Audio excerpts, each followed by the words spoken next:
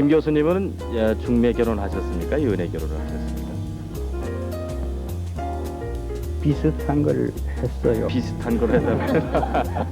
그렇기 때문에 어떻게 하냐 하면은 중매하는 사람을 시켜가지고 그 처녀의 신발을 재오라고 그럽니다. 해야 되거든요. 마지막으로 제가 아주 부끄러운 얘기 한마디만 하고 결론을 내리겠습니다.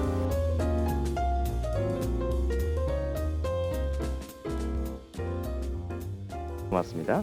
가운데 앉아 계신 적십자병원 신경정신과의 송수식 박사님 나오셨습니다. 고맙습니다. 한국가정문제연구원 신혜영 원장 나오셨습니다. 고맙습니다. 그리고 이 시간 여성 독점에서 정말 오랜만에 많은 그 남성분들이 이렇게 함께 자리를 해주셨고요. 미혼 여성들 그리고 가정 주부들 많은 분들이 나오셨습니다. 말씀 나눠보도록 하겠습니다. 지금 그 미혼 남녀들의 말씀을 들었습니다마는 김현령 교수님께서 먼저 화선을 받아주실까요? 김 교수님은 중매 결혼하셨습니까? 연애 결혼을 하셨습니까? 비슷한 걸 했어요. 비슷한 걸 해달라고. 어느 쪽 비슷한 걸 그런데 하셨습니까? 저는 이제 이 중학교가 남녀 공학이었어요. 예. 그래서 저는 3학년이고 이제 어린아이 같이 보이는 아래 학년 또 나이가 제가 다른 사람보다는 훨씬 위였습니다. 네. 중학교 3학년에 19살이니까 뭐 결혼할 때가 다 된 거지요, 사실은. 그런데 이제 밑에 보면 10살 먹는 어린아이들이 다 알지요. 그랬다가 이제 좀 괜찮은 같이 보여서 이렇게 조금씩 보아두었다가 나중에 결혼을 했으니까 네. 그 연애도 아니고 중매도 뭐 아니고 오히려 또 연애 쪽이 가깝다고 봐야 되겠네요. 근데 네. 요새 사람이 하는 그런 연애는 못 해봤어요. 네. 그냥 근데 그 지금 그 부인과 결혼하실 때 당시 19살에 이제 이미 결정을 하셨는데 그 당시에 가장 중요하게 여겼던 것은 어떤 것이었습니까? 이제 그때는 좀 고지식한 생각이죠. 내 말 잘 듣고 예. 순진해 보이고 막 시키는 대로 할 것처럼 보이는 이런 사람이죠. 네네. 당시 그 교수님 결혼하실 때의 그 결혼 관념과 오늘날에는 어떤 차이가 있다고 생각하시는지요? 이제 제가 결혼할 때는 지금 이 젊은 사람들이 생각하는 것과 비슷한 시대였어요. 사실은 얼마 되지 않았으니까요. 이제 조금 더 책을 보고 한 것으로 우리가 좀 올라가서 얘기를 해볼 필요가 있죠. 우리 이 전통관념에서 보면은 가장 중요시 여긴 게 가문이거든요. 그러니까 양반 가문 아니면은 대상에서 일단은 제외되는 거지요. 그럼 오늘날 그 의식으로서 해석을 해볼 필요가 있지요. 그 당시에 양반 가문을 택한 것은 가정교육을 보는 거거든요. 가정교육이 제대로 된 이제 딸과 아들, 이걸 이제 제일 우선으로 본 겁니다. 그러고 나면 그 다음은 사주 같은 걸 봐가지고 일단 결혼한 다음에 이것은 헤어질 수 없다고 하는 의식을 심어주기 위한 인간 이외의 어떤 힘에 의지하는 이런 걸로 갖다 끌어다 붙이기 위한 하나의 수단으로 있었죠. 그 다음에 이제 흔하지는 않았는데 지방 따라서는 다른데 건강을 많이 생각한 겁니다. 네. 제가 아는 몇몇 가문에서는 저희 가문에도 그랬지만은 또 신부를 그 당시는 볼 수가 없습니다. 이렇게 중매를 하기 때문에 한 100년, 한 5, 60년, 10년 전만 해도 신부 보기가 어려웠습니다. 그러면은 또 안에서는 이 부인네들은 간혹 가서 보고 오는 수가 있는데 바깥에서는 전혀 안 되기 때문에 어떻게 하냐 하면은 중매하는 사람을 시켜가지고 그 처녀의 신발을 재오라고 그럽니다. 그 슬쩍 나오면서 재라고 그러죠. 그러면 이제 얼마다 하면은 그 치수가 어느 정도 기준치에 맞아야 결혼 대상자로 인정을 해주었어요. 네. 바깥에서는요. 네. 그건 뭐냐면은 신발이 적으면은 예쁘고 요새 사람들은 좋아하는 형이지만은 또 그 당시로 보면은 자식을 낳는데도 지장이 있고 나중에 그 가문에 들어와서도 문제가 있는 거죠. 그래서 발이 건강 그러니까 발을 가지고 거기에 이제 재기가 제일 쉬워요. 신발을 재기가. 그리고 그걸 가지고 건강을 재는 거죠. 네. 그렇게 해가지고 건강한 여자들 또 건강한 남자는 그냥 보고 하니까 문제가 없습니다. 이렇게 결혼 상대자를 택했습니다. 네. 그걸 지금 젊은 사람들이 현대적인 의미로 해석을 한번 해볼 필요가 있습니다. 우리가 뭐 시대가 아무리 변해도 의식이 그렇게 빨리 변하는 게 아닙니다.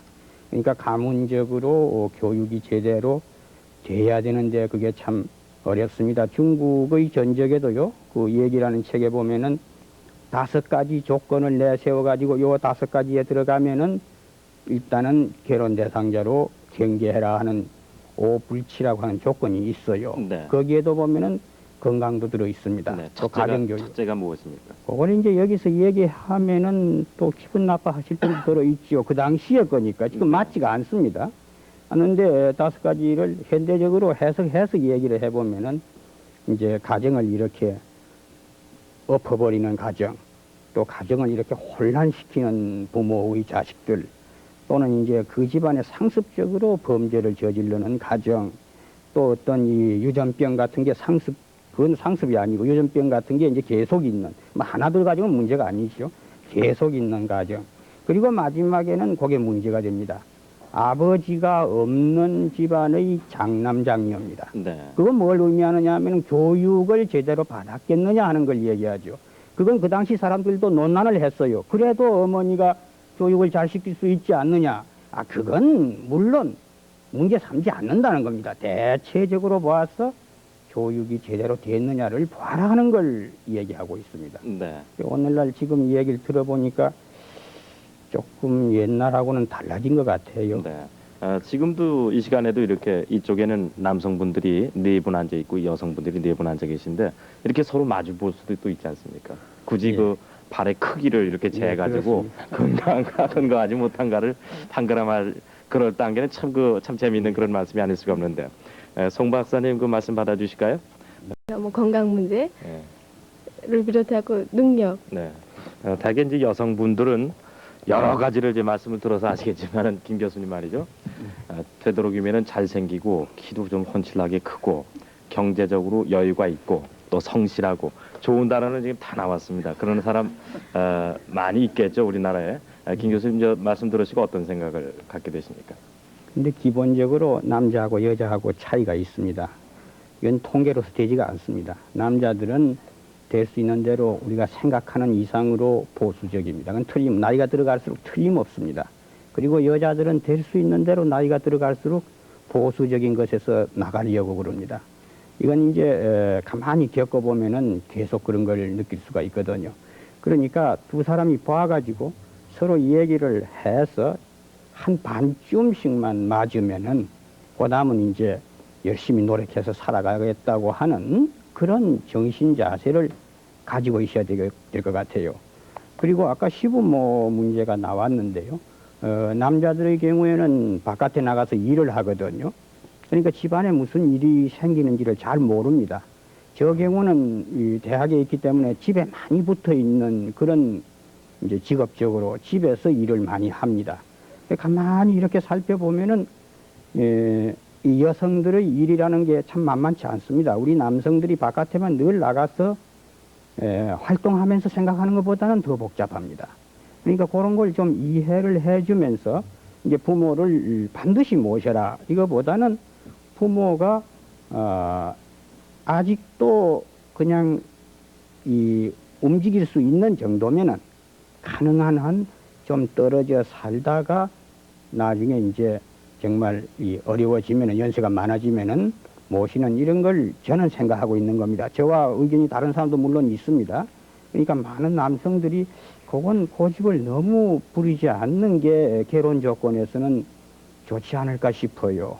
그리고 또 이제 가문 돈 얘기, 물론 여기서는 지금 돈 얘기는 안 하는데 요새 흔히 그럽니다. 돈 뭐 딸에게다가 돈 좀 싸서 보내가지고 편하게 그냥 주말이면은 자가용 타고 가서 좀 놀기나 하고 일 안 하고 편하게 살게 하려고 애를 쓰는 또 그런 사람을 택해가지고 어떻게 이익을 좀 보려고 하는 쪽도 상당히 있습니다. 지금 경제가 네. 이렇게 늘어나면서.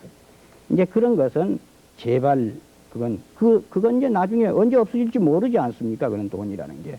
이게 몸에 붙은 거 아닌 것은 결혼 조건에서 내버리고 네. 그러니까 이 몸 속에 들어있는 정신적인 것, 건강, 이 육신 이런 것 또 너무 잘생겨도 그게 문제가 좀 있습니다. 네. 그런 면을 생각하면 좋을 것 같아요. 처가댁하고 화장실은 멀어야 좋다고 옛말에 그 있던가요? 추가 외인 그게 네. 거기서 나온 거죠. 네네. 그거 문제가 좀 있어요. 송 박사님 말씀 좀 받아주세요. 네. 자, 원만하고 행복한 결혼 생활을 하기 위해서 이제 가장 그 갖춰야 할 요건이랄까 젊은이들에게 그 조언 좀 해주시기 바랍니다. 예, 열심히 살겠다고 하는 정신 그것만 가지고 있으면은 그냥 많은 조건이 부합되지 않더라도 너무 가리지 말고 결합해가지고 둘이서 어차피 살다 보면은 이 자기가 안 되는 건 양보를 해 나가야 되거든요. 마지막으로 제가 아주 부끄러운 얘기 한마디만 하고 결론을 내리겠습니다. 제가 결혼해가지고 저는 아주 이해심이 대단히 많고, 물론 집에서 못 떠나게 한 건 아주 철저히 밖에서 전화 걸어가 집에 없으면 야단치고 집에 있으라고 이제 하기는 해도 보살펴주고 아주 사랑해주고 잘한다고 생각했는데, 그 다음에 딸을 낳고 나더만 나는 딸을 안 낳으려고 했는데 그래요. 왜 그러냐니까 나 같은 괴로움을 겪지 않게 하기 위해서 안 낳으려고 했다. 그때에 제 머리에 아주 번갯불 같은 게 번쩍 떠올랐습니다. 그러니까 이 얘기를 듣는 여러 남성들은 일단 자기 자신의 양보도 어느 정도 있어야 되고, 또 그 반면에 여성들도 자꾸만 지금 얘기하는 걸 보아도 남성하고 이렇게 차이가 맞지 않는 점이 많은데, 그걸 어느 정도 조화를 할 수 있는 이런 이 여건이 조성되지 않으면은 나중에 결혼해도 어려워질 겁니다. 행복은 결국 만드는 거지 네. 선택이 아니거든요. 감사합니다. 네네.